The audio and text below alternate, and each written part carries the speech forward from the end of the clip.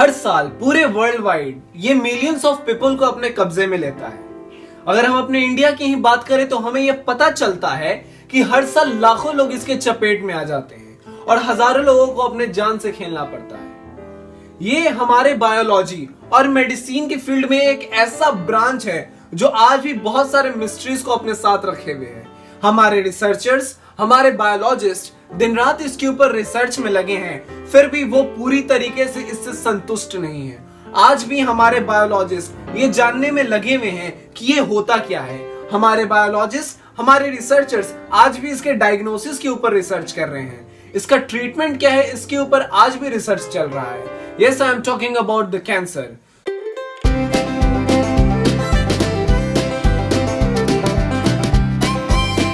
So hey guys, welcome to the series of Shivam Srivastava talks. और जैसा कि आपको पता चल ही क्या होगा कि आज का हमारा टॉपिक क्या होने वाला है, तो आज हम बात करने वाले हैं हम इंसानों के ऊपर आज के डेट में धरती का जो सबसे बड़ा प्रॉब्लम चल रहा है उसके ऊपर हमारा डिस्कशन है। हमारा डिस्कशन होने वाला है कैंसर के ऊपर।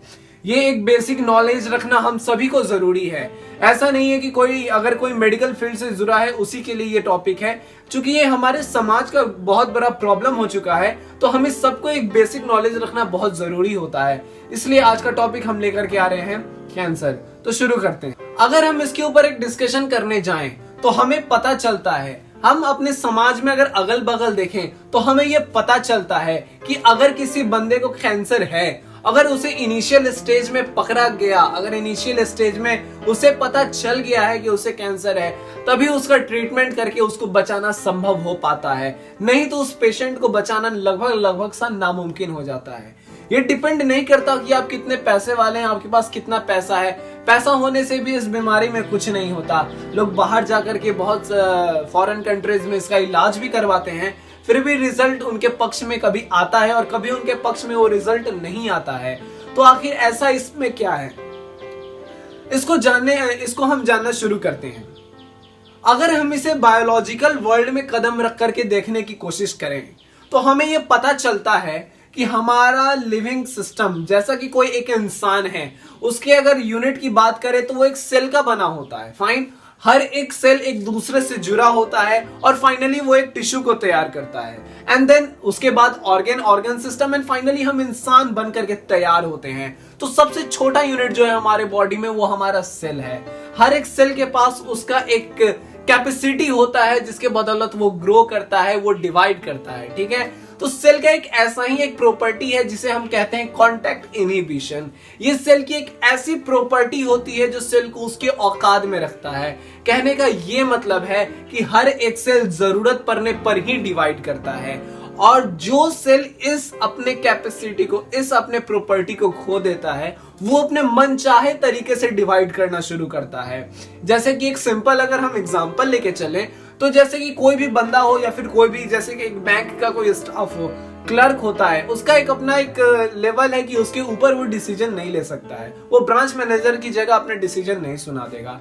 या फिर अगर हम किसी दूसरे पोस्ट पे बात करें तो एक चीफ मिनिस्टर, एक प्राइम मिनिस्टर की तरह डिसीजन नहीं ले सकते हैं। मतलब सबका एक लेवल ऑफ बाउंड्री होता है जिसके आगे वो नहीं बढ़ सकते। उसी तरीके से हर एक सेल की बाउंड्री होती है और उस बाउंड्री को हम कांटेक्ट इनहिबिशन कहते हैं। मतलब कि वो एक लिमिट में ही डिवाइड करेगा, अपने साइज को वो एक लिमिट तक ही ले जाएगा। लेकिन ऐसा कोई सेल जो इस लिमिट को खो देता है वो मनचाहे तरीके से डिवाइड करना शुरू होता है और इतना ज्यादा डिवाइड करने लगता है कि एक मास ऑफ सेल एक जगह पर तैयार कर देता है, और इसी मास ऑफ सेल को हम ट्यूमर के नाम से जानते हैं।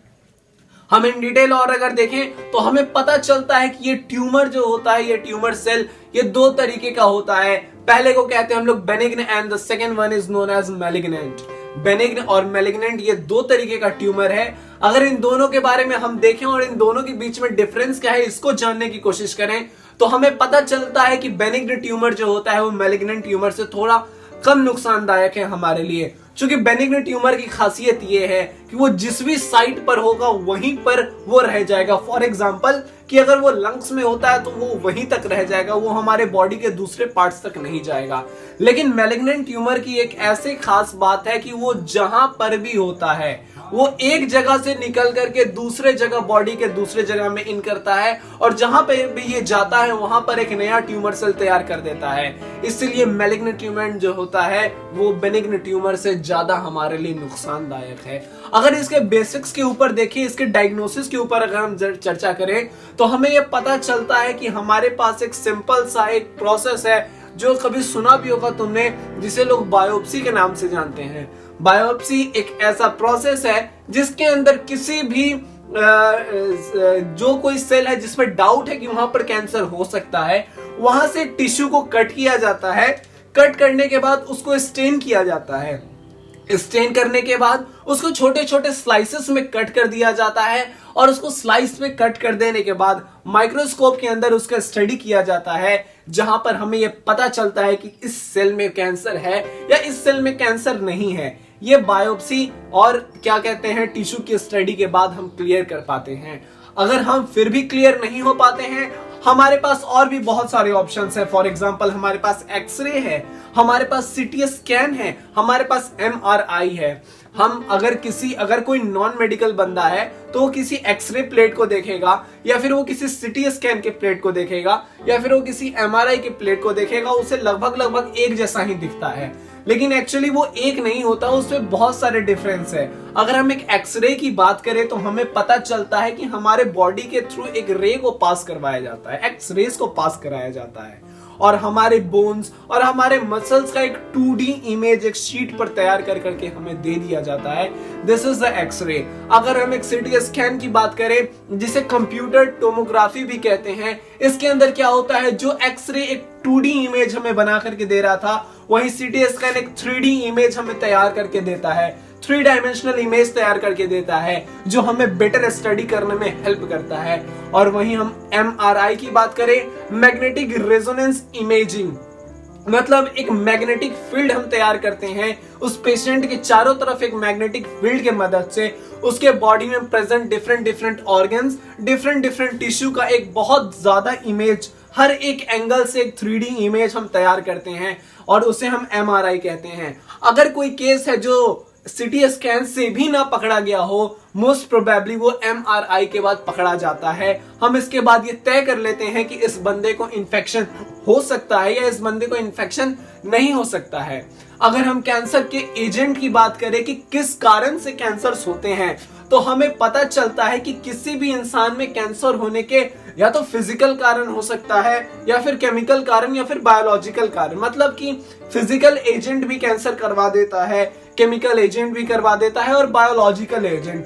फिजिकल एजेंट के अंदर हम रख लेते हैं डिफरेंट यूवी रेज, एक्सरेज, इन सब की मदद से भी, मतलब इन सब के कारण, जैसे कि सन का यूवी रेज है, ओजोन डिप्लीट होता जा रहा है जिसके कारण यूवी रेज हमारे अर्थ के सरफेस पर स्ट्राइक कर सकता है और उसके कारण स्किन कैंसर होता है। एक्स रेज के भी एक्सपोजर में हमारे सेल का कांटेक्ट इनहिबिशन लूज होता है जिसके कारण कैंसर हो सकता है। अगर हम केमिकल एजेंट की बात करें तो फॉर एग्जांपल कोई बंदा अगर सिगरेट या फिर कोई बंदा अल्कोहल का यूज करता है जिसके कारण उसे उसके लंग्स में कैंसर या फिर उसके लीवर में कैंसर हो सकता है, जिसके अंदर कोई सिगरेट ले रहा है तो उसमें निकोटिनामाइड है जो कि इन्फेक्शन कॉज करके कांटेक्ट इनहिबिशन लूज करवा के उस बंदे में कैंसर क्रिएट करवा सकता है। तो ये केमिकल एजेंट हो गया। अगर हम एक बायोलॉजिकल एजेंट की बात करें तो हमें पता चलता है सम वायरसेस जो कैंसर कॉज करवाते हैं, ये एक तरीके का बायोलॉजिकल एजेंट हो गया।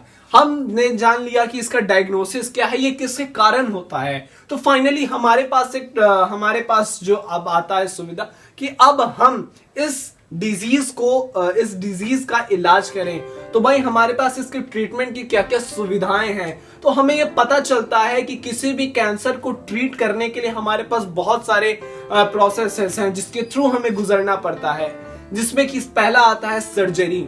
इसके अंदर क्या करते हैं कि अगर हमें पता चलता है कि इस बॉडी के इस एरिया में, इस टिश्यू में अगर कैंसर हो रखा है तो उस जगह को काट करके पहले बॉडी से बाहर किया जाता है।